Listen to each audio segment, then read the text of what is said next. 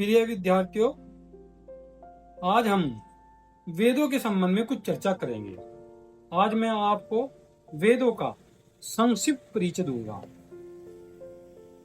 हम सभी को पता है कि वेदों की संख्या 4 है, जिनमें ऋग्वेद, यजुर्वेद, सामवेद और अथर्ववेद की मुख्य रूप से चर्चा प्राप्त होती है। यदि हम ऋग्वेद की बात करें तो यह सबसे प्राचीन और सबसे बड़ा वेद है।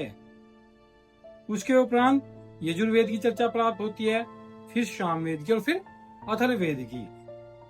यदि हम ऋग्वेद की चर्चा करें तो ऋग्वेद के अंदर देवताओं की स्तुति की गई है तथा अग्नि ऋषि को इसका उत्पत्तिकर्ता स्वीकार किया गया है तथा ऋग्वेद के अध्ययनकर्ता को होता की संज्ञा प्रदान की जाती है।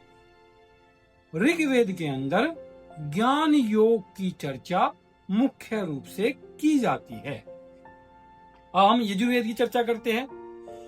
इसी प्रकार यजुर्वेद में यज व क्रम कांड की मुख्य रूप से चर्चा की गई है तथा इसके ऋषि वायु को माना गया है।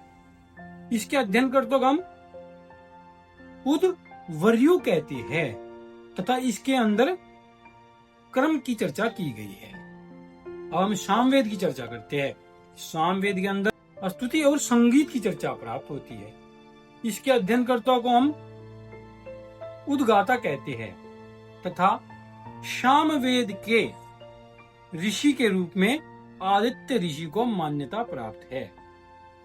सामवेद के अंदर उपासना इसका मुख्य विषय है।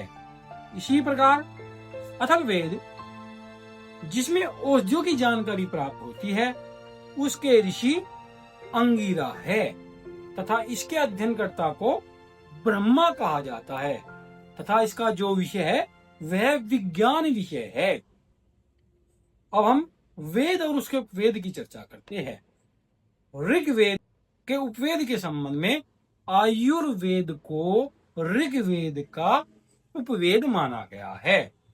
वहीं यजुर्वेद के उपवेद के संबंध में धनुर्वेद को यजुर्वेद का उपवेद माना गया है तथा सामवेद के उपवेद के रूप में गंधर्ववेद की चर्चा प्राप्त होती है।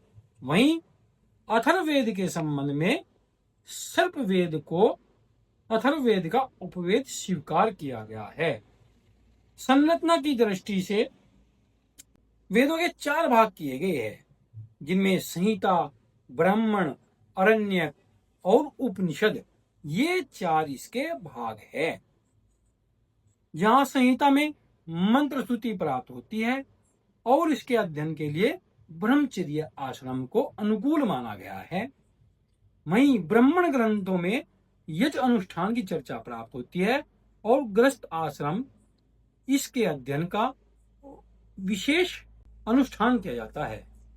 वहीं अरण्यकों में वन में जाकर गुरु और शिष्य का संवाद प्राप्त होता है तथा इसके अध्ययन का समय वानप्रस्थ को माना गया है। चौथा भाग इसका उपनिषद है, जिसमें गुरु के अधिक समीप आकर शिष्य के रूप में ज्ञान प्राप्त किया जाता है तथा इसके अध्ययन का काल संन्यास को माना गया है। धन्यवाद।